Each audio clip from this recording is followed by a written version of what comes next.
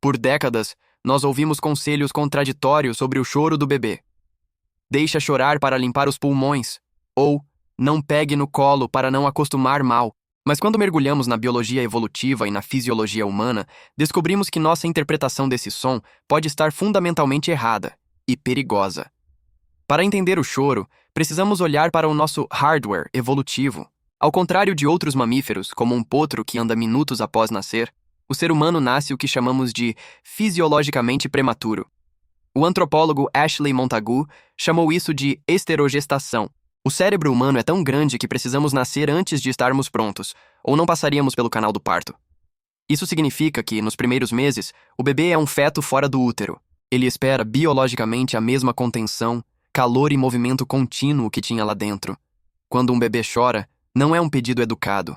É um sistema de emergência disparado pela amígdala cerebral. É o equivalente biológico a um detector de fumaça disparando.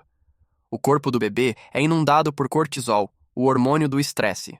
O coração acelera, a pressão sobe e o corpo consome reservas vitais de glicose e oxigênio que deveriam estar sendo usadas para o crescimento físico e a maturação neural. Na savana ancestral, um bebê chorando sozinho era um farol para predadores. Portanto, o silêncio e o relaxamento só eram possíveis com a garantia tátil da presença do cuidador.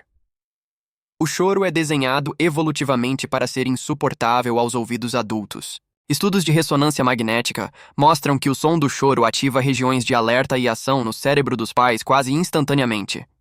A natureza criou esse som para ser impossível de ignorar. No entanto, o erro trágico acontece quando interpretamos essa resposta fisiológica de pânico, um sistema nervoso simpático em overdrive, como uma birra ou um teste de limites. Quando ignoramos o choro baseados na ideia de que o bebê precisa aprender a ser independente fisicamente, estamos lutando contra milhões de anos de evolução. O corpo do bebê pode até parar de chorar após um tempo, num processo de conservação de energia e congelamento, freeze response.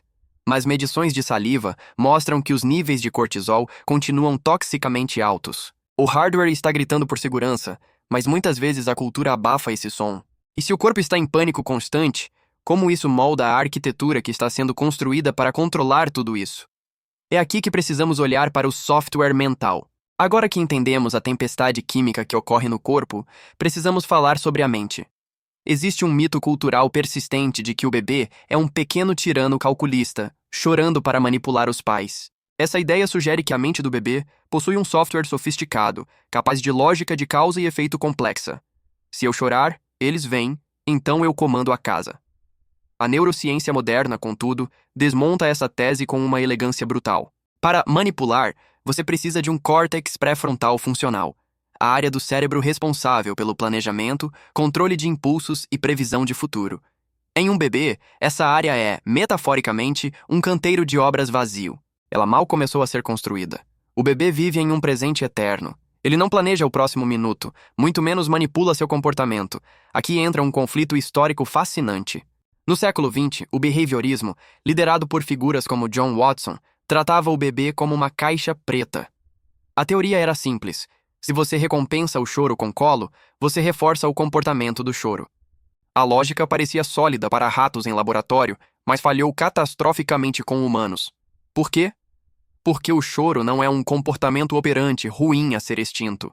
É um sinal de desregulação. O conceito-chave aqui é a corregulação. Imagine que o cérebro do bebê é um computador superaquecendo, mas que ainda não veio com o cooler, o sistema de resfriamento instalado. Ele não consegue se autoacalmar. Isso é um mito biológico nessa fase. Quando os pais acolhem o choro, eles emprestam seu próprio córtex pré-frontal maduro e seu sistema nervoso calmo para o bebê. O adulto atua como o processador externo que regula a temperatura do sistema do bebê. Um experimento clássico e doloroso ilustra a necessidade dessa conexão. O Still Face Experiment, experimento da face imóvel, conduzido pelo Dr. Edward Tronick. No experimento, uma mãe interage amorosamente com seu bebê e de repente fica com o rosto inexpressivo, sem reagir. Em segundos, o bebê tenta reconectar. Ele sorri, aponta, faz sons. Quando a mãe continua imóvel, ignorando os sinais, o bebê entra em colapso rapidamente, chorando e, eventualmente, se retraindo fisicamente, desviando o olhar em desespero. Isso nos mostra que a mente do bebê não está apenas processando dados, ela está buscando ativamente a sincronia. O psicanalista Donald Winnicott disse uma vez: "Não existe essa coisa de um bebê, existe um bebê e alguém." A mente infantil é um software de código aberto que só roda corretamente quando conectado a uma rede segura. Cada vez que o choro é atendido, o cérebro do bebê cria sinapses que dizem: "O mundo é seguro, eu sou ouvido, o estresse é passageiro." Mas o que acontece quando essa internet cai repetidamente? Quando o software de busca por segurança encontra um erro 404, cuidador não encontrado? A resposta nos leva para além do indivíduo, para a teia das nossas relações futuras. Chegamos à camada mais profunda, o significado. Como a resposta ao choro nos primeiros meses e anos desenha o mapa emocional que usaremos pelo resto da vida. A teoria do apego, Attachment Theory, desenvolvida por John Bowlby e expandida por Mary Ainsworth, nos dá a lente para ver isso. O choro atendido não cria dependência. Paradoxalmente, ele cria a base para a independência. Pense nisso como uma estação de carregamento. Se a bateria emocional do bebê é recarregada prontamente e completamente, apego seguro, ele tem confiança para sair e explorar o mundo, sabendo que o porto seguro existe. Se o choro é ignorado ou atendido com hostilidade, a criança gasta toda a sua energia monitorando a disponibilidade dos pais, tornando-se ansiosa. Será que eles vêm? Ou evitante. Eu não preciso de ninguém. Padrões que reverberam nos relacionamentos adultos, 30 anos depois. Estudos sobre epigenética e desenvolvimento infantil mostram que o estresse tóxico, aquele choro prolongado sem consolo, pode alterar a expressão de genes ligados à regulação do humor e da imunidade.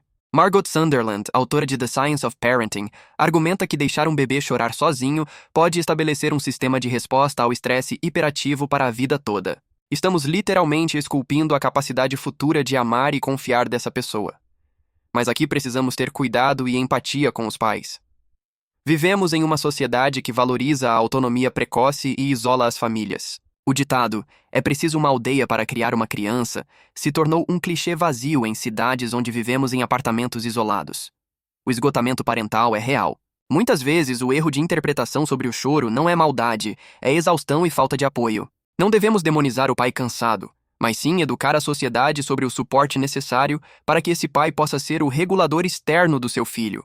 A aplicação prática dessa jornada é uma mudança de paradigma, de treinar o bebê para conectar-se com ele. Responder ao choro não é mimar, é, nas palavras da neurociência, construção de arquitetura cerebral resiliente. É entender que, ao pegar no colo, você está baixando os níveis de cortisol, liberando ocitocina e opioides endógenos que acalmam a dor física e emocional. No fim, o choro do bebê é a primeira pergunta existencial que fazemos ao universo. Eu importo? Alguém está aí? A maneira como respondemos a essa pergunta define a alma da nossa humanidade. Não estamos apenas parando um barulho. Estamos ensinando a um novo ser humano que, no momento de maior desespero, o amor é a resposta que vem ao encontro dele. E talvez, ao consolar um bebê, estejamos curando pouco a pouco um mundo que esqueceu como ouvir.